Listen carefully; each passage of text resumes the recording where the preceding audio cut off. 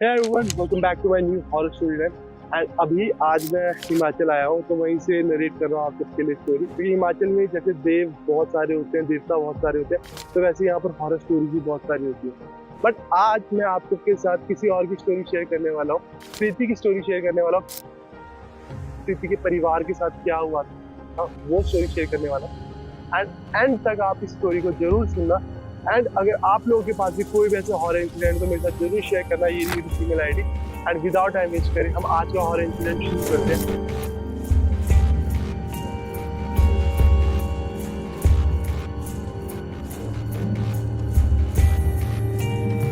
आज का जो इंसिडेंट है हमारे साथ प्रीति ने शेयर करा है।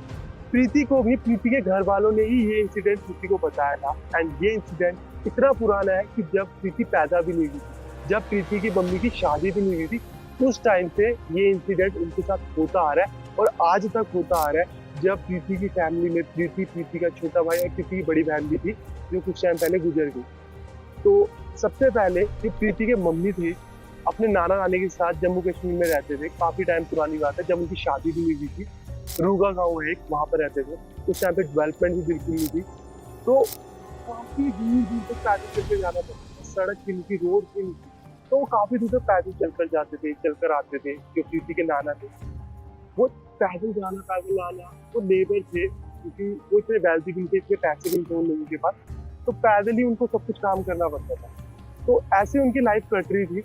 उनकी फैमिली में नाना नानी, उनके मामा और एक मौसी थी, प्रीति के मम्मी थे, ये सब थी पूरी फैमिली में मेंबर। तो एक दिन क्या होता है, प्रीति की जो नानी होती है ना, वो रूम में रात के समय लेटे हुए होते हैं। उनकी आँख खुलती है, वो देखते हैं कि बगल में नाना नहीं है, तो वो उठते हैं और बाहर देखते हैं, इधर उधर देखते हैं। बाहर आकर देखते हैं कि ना आग लगाई हुई है कहीं पर और वो आग सेक रहे हैं। उनको ना थोड़ा वियर्ड लगता है कि यार ये जुलाई का महीना चलता है, इस टाइम पर आग सेक। वो आवाज लगाते हैं उनको, वो कोई रिस्पॉन्स नहीं देते। वो फिर आवाज लगाते हैं उनको और वो इनकी तरफ देखते हैं और स्माइल पास करते हैं और बिना इनको कुछ बोले हुए अंदर चले जाते हैं रूम में। आप नानी आते हैं, आग बुझाते हैं, रूम में आ जाते हैं। ये सोचते हैं कि यार कितना पैदल चलना पड़ता है, लेबर का हमारा थोड़ा काम है तो उससे भी काफी पैदल चलना है। डेली मर्रा का सामान लेने के लिए 5-6 किलोमीटर जाना पड़ रहा है, तो पैर दर्द हो जाते होंगे, जिस वजह से आग सेक रहे होंगे, सेक लगा रहे होंगे पैर। तो अब 1 दिन 2 दिन 3 दिन हफ्ता बीत जाता है, यही इंसिडेंट रोज के रोज होता जा रहा है। वो कभी भी कोई जवाब नहीं देते और चले जाते हैं रूम में, और बाकी पूरा दिन अच्छे से बिहेव करते हैं। अब हफ्ते बाद एक दिन प्रीति के मम्मी ना रूम के बाहर आते हैं, वो देखते हैं पापा जो है ना आग के पास खड़े हो, उनको बोलते हैं पापा खाना खाने आ जाओ, खाना बन गया। तो वो प्रीति की मम्मी की तरफ देखते हैं, हंसते हैं और आग में कूद जाते हैं एकदम से। और एकदम से ना जो प्रीति के नाना थे ना, उनके भाई भी बगल में रहते थे, वो आते हैं, धक्का देते हैं उनको आग से और बच जाते हैं वो। पर उनके ना पैर काफी ज्यादा जल जाते हैं, उनको इमरजेंसी में हॉस्पिटल ले जाया जाता है। हफ्ता 10 दिन उनका इलाज चलता है, वापस उनके घर आ जाते हैं। अब नानी को इतना शक हो चुका होता है कि ये कोई नॉर्मल इंसिडेंट नहीं है, कुछ तो मेरे हस्बैंड के साथ हुआ है, कुछ हमारे परिवार पे गलत हुआ है जिसकी वजह से ही सब कुछ हो रहा है। तो वो किसी पंडित जी के पास जाते हैं, उनको बताते हैं और बोलते हैं कि यार ऐसा ऐसा मेरे घर में हुआ, मेरे हस्बैंड आग के सामने करते हैं, आप एक बार चेक करो क्या हुआ है, क्या पता कोई रूट कॉज पता लगे। पंडित जी पूजा प्रतिष्ठा करते हैं, हफ्ता लग जाता है उनको सब कुछ करने में और कंक्लूजन निकालने में कि ये सब कुछ आपके हस्बैंड कर ही नहीं रहे, आपके हस्बैंड को कोई करवा रहा है, कोई है जो आपके हस्बैंड के साथ चलता है और वही ये सब कुछ आपके हस्बैंड से करवा रहा है। तो आपके हस्बैंड जब ये एक्टिविटीज करते हैं उस टाइम पर उनको पता भी नहीं होता कि वो ये चीजें कर रहे हैं। तो अब नानी बोलते हैं इसको ठीक करो। तो पंडित जी बोलते हैं लंबा प्रोसेस है, 1-1.5 महीना लग सकता है। वो रोज पूजा प्रतिष्ठा पाठ करते हैं और 1 महीना बीत जाता है और वो बताते हैं कि अब आपके हस्बैंड ठीक है, अब सब कुछ ठीक है, वो जो साया था जो भी था वो अब हट गया।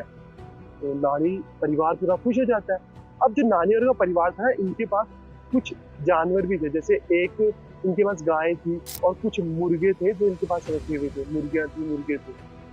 तो क्या होता है, अब कुछ दिन बीतने के बाद एकादशी का ना व्रत होता है नानी का। नानी बाहर आते हैं और वो ना देखते हैं कि ना कुछ स्मेल आ रही है बहुत गंदी सी, तो घर के पीछे जाते हैं और देखते हैं कि ना जो उनके हस्बैंड है, नाना जी है, वो पीछे बैठे हुए और कच्चा मांस खा रहे हैं। वो मुर्गा मुर्गी जो भी थी उसको खा रहे हैं और उनको उल्टी आ जाती है। वो अपने बच्चे को बुलाते हैं, उनको लेके जाते हैं, पंडित जी के पास जाते हैं और बोलते हैं ये कच्चा मांस खा रहे थे, और हमारे ना एक दो जो ये पक्षी गए जैसे मुर्गा या फिर कुछ गायब भी हुए थे, तो शायद इन्होंने मार के खाए होंगे, ये अभी भी पोजेस्ड है।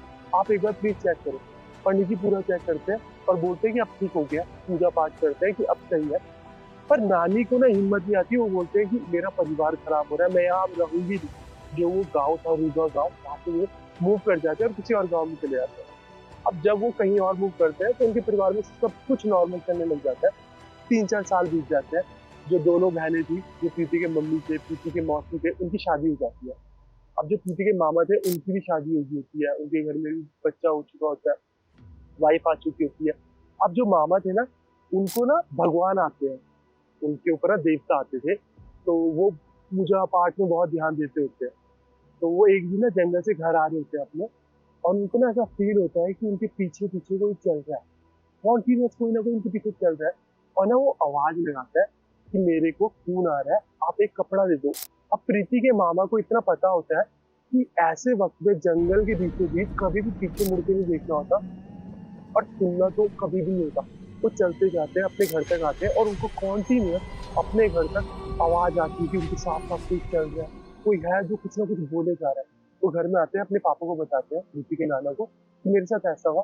प्रीति के नाना बोलते हैं ठीक है, कोई अच्छी बड़ी बात नहीं, अच्छा हुआ तूने पीछे मुड़ के नहीं देखा, सही है। अब वो सोने चले जाते हैं, मामा जो थे वो सोने चले जाते हैं। सोते सोते उनकी आंख खुलती है, उनको दिखता है कि खिड़की के बाहर अभी भी ना कोई है जो कॉन्टिन्यूसली उनको देख रहा है, और एक तक देखे जा रहा है। वो हिम्मत करते हैं, दूसरी साइड मूव करते हैं, सो जाते हैं। कोई रिस्पॉन्ड ही नहीं करते, सुबह हो जाती है, उनकी आंख खुलती है, वो देखते हैं अभी भी खिड़की के बाहर कोई खड़ा हुआ है जो उनको देख रहा है। इतने में जो नानी थे, वो बाहर से आते हैं और देखते हैं कि कोई खिड़की के बाहर खड़ा हुआ है, शायद कोई ना मांगने के लिए आया है कुछ। वो आटा लेकर आते हैं उनको देने के लिए। तो जैसे ही उनके पास पहुंचते हैं, वो ना अपनी धोती उठाते हैं, उनके पैर पूरे जले हुए होते हैं। जो नानी थी वो एकदम से चीख मार देते हैं, और जो वो एंटिटी थी वो सिर्फ हंस रही है सबको देखकर। जो मामा थे उन पर ना भगवान आते थे, देवता आते थे। वो जैसे तैसे ना उनको अपने आंगन में, जहाँ पर उन्होंने ना देवता का बनाया हुआ था मंदिर, वहां पर ले जाते हैं, और वहां पर ना मंत्रों से बांध देते हैं, और उनसे पूछताछ करनी शुरू कर देते हैं कि तुम कौन हो, क्या हो, यहाँ क्यों आए हो, और यहाँ क्यों खड़े हुए थे। तो वो बताता है कुछ देर बाद, जब मंत्रों से वो डर जाता है, कि मैं अभी से नहीं आया हूँ, मैं बहुत लंबे समय से तुम लोगों के साथ हूँ। आपके जो नाना है, आपके जो पापा है ना, उनके साथ में बहुत लंबे समय से हूँ। एक बार जंगल में उन्होंने ना उधर आग जलाई थी और हाथ फेंके थे, वो मेरी कब्र थी, वहां पर मुझे दफनाया गया था। वहां पर इन्होंने आग जलाई थी और हाथ सेके, तब से मैं इनके साथ हूँ, इनके साथ घूमता हूँ, इनके साथ खाता हूँ, इनके साथ सोता हूँ, इनके साथ रहता हूँ। कुछ समय बाद जब तुम गरीब हो गए, तुम्हारे पास खाने के लिए पैसे नहीं बचे, तो तुम लोग तो खा लेते थे, मुझे खाने को नहीं मिलता था, तो मैं तुम्हारे साथ उल्टी सीधी हरकतें करने लग गया, कि तुम्हारे खानदान में कभी कुछ दिख रहा है, कभी किसी को खा लिया, कभी उल्टा सीधा हो रहा है, तो मैं ये सब कुछ करने लग गया। अब इसी बीच जो मामा थे, उन्होंने क्या करा, जब तक ये सब बता रहा था, एक ना कील बनाई मंत्रों के द्वारा, और एक पेड़ पे जाके ठोक दी उस पर्सन के नाम की, एंटिटी के नाम की, कि वो बच जाए। और जब तक उसे पता लगा कि मेरे साथ छल हुआ है उस एंटिटी को, उसने ये क्या करा, बस उसके नाना के अंदर आया और उसके नाना की आवाज में बोला कि तुम सब मरोगे, तुम सब में से मैं किसी को भी नहीं छोड़ूंगा, तुमने मेरे साथ छल कपट करा। और एक दो दिन बीत जाते, सब कुछ ठीक हो जाता है। उस पेड़ में कील ठोक दी होती है कि अब वो वहां पर बंद गया। 2 दिन बाद क्या होता है, जो प्रीति की मौसी थी, उनके हस्बैंड की डेथ हो जाती है।